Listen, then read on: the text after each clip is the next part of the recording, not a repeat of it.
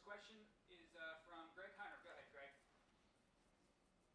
So, Jordan, you felt pretty good after two spring practices, but obviously that quickly went away. So, your thoughts just right now? I mean, have you sort of regrasped defensively what you want? Where are you as you head into game one?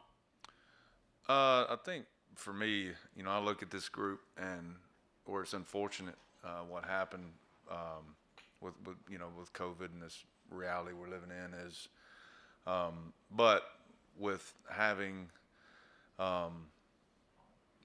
Coach Adai, myself, three new coaches, it's kind of given me the opportunity to go back to the ground level of this defense to get guys up to speed, which has really helped me. It's really kind of helped me know what we need to do to fit some of the personnel that we have, and so it's been in that light, it's been really good. I think it's a group I'm excited about. I'm excited to watch Saturday in a live situation outside of our own football team.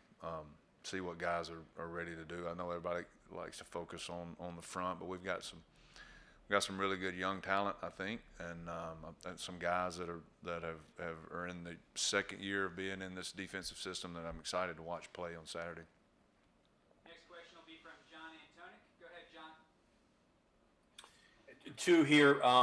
Just real quickly, how the mechanics of how you and Jamal are going to work on Saturday? How's that going to go between you with the fronts and him in the back end? And then the second question: where is Messidor in terms of a young guy that you've had to deal with? He seems like he's a guy that has a really bright future for you. Yeah. So I mean, the mechanics are really worked out during the week.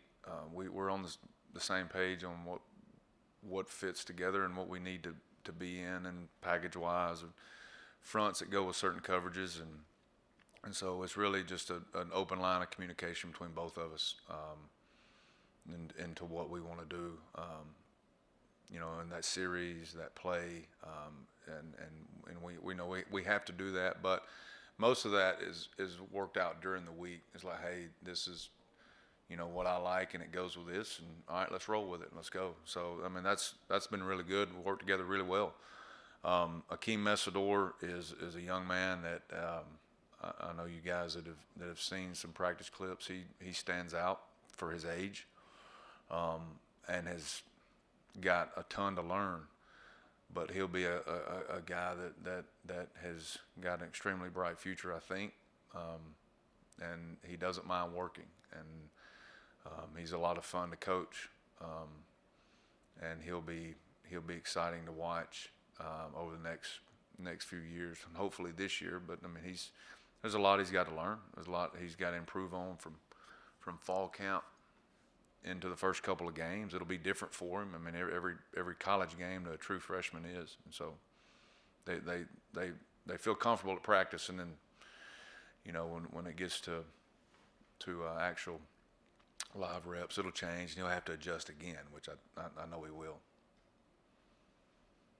Cody Nesper is next. Hey Jordan, I just had two questions. One, when you have a guy like Darius who's getting all these preseason accolades, do you approach the start of the season any differently? Obviously, we've talked to him and we know he's a pretty humble guy. But is there anything you have to do differently coaching him? And No. then with Darius, obviously you only had him for 2 games last year. What do you think he can do in a full-time capacity this year? The answer with Darius is no. Darius has been really humble with all the accolades, but continues to ask questions in meetings and ask questions in practice, and studies himself, studies his craft a lot, really a lot better than he did last year. And he's grown up a lot, but how I approach him, other than just trying to dig into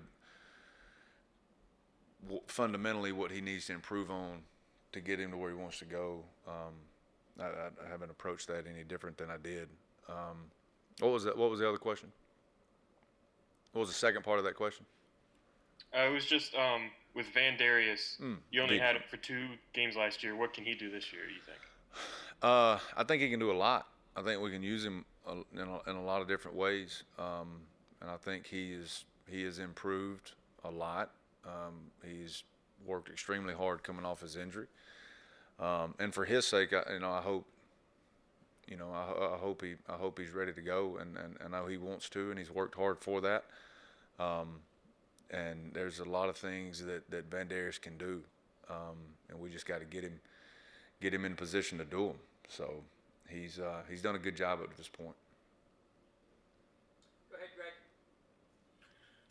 Wondering how much you move your defensive linemen around, especially Dante and Darius. I mean, are they locked into one position, or could you see them, Dante playing a little DN, Darius playing some D tackle? How much of that do you envision? Well, I go back when we started doing this last year and talking with you guys is how we wanted to recruit guys that could do multiple things, and we got lucky with Darius and Dante that can do the guys that are already here that can do those. I think it'll depend on week to week. Athletically, they can. I mean, physically they can play a number of positions in a bunch of different scenarios, and if it fits what we need to do that week, that's something that we'll look into. But those guys with their athleticism, you guys see it every week what they can do, and so we can use them a bunch of different ways. Back to John. Go ahead, John. One more from me. It looks to me like athleticism, aggressiveness, all those things, you've got the box checked with the guys up front. Is there a concern about facing some of the teams with bigger personnel packages and teams that want to pound a little bit? You feel like you're okay there with the guys you got up there? Yeah, I think we make it work. I think when you look at athleticism and speed, if you have that, you probably have power also. And so that's the one thing that I look at more than anything in recruiting is power. Not necessarily weight, height. Length is something that I think everybody looks for. But if you're an athletic guy, even if you're not, you don't have to be fast to be powerful. And you just have to. There's certain things in the recruiting process you evaluate that let you know that a guy can explode out of his stance and through a block, and so I put more weight into that than I do straight up speed or size. Coach told me a long time ago, you can't hit what you can't catch. So. Last two questions in the queue here. First, we'll go to Kevin Kinder. Go ahead, Kevin. Coach, way back in the start of the fall, Coach Brown mentioned the importance of safeties and pass coverage, and that was an area that really wanted to improve to kind of, tie the corners and the pass rush together. What has the progress been like that over the fall? Are you getting closer to where you want to be there with some of those second-level defenders? Yeah, I think so. I think that we've got to be able to get both parts of that in the right positions, whether it's something that we're doing to a certain protection, or maybe it's not anything that we need to do and we just need to let a guy go. We're also asking your next level guys not to do things that they may not necessarily have success at doing. And so that's all part of figuring out as you go in fall camp, and you evaluate every day what a guy can and can't do, and how that fits into your system, what you want to do. And we talk about those things on not even a daily basis, just from drill to drill, against our offense of, when me and Coach Adile, like, what do you think here? What do you like here? What can this guy do? What do you like this package? And so it's starting to come together. Okay, Coach, the last question comes from Mike Kazaza. Mike, go ahead. Hey, Jordan, how's it going? Good, man. How you doing? I'm great, thank you. A little bit more on the defensive line. Darius, Dante, they did move around a little bit, but Neil said very early on you could be multiple. If you're an odd front, I don't know what else could be multiple apart from being an even front. And you did that a little bit last year when you had enough bodies.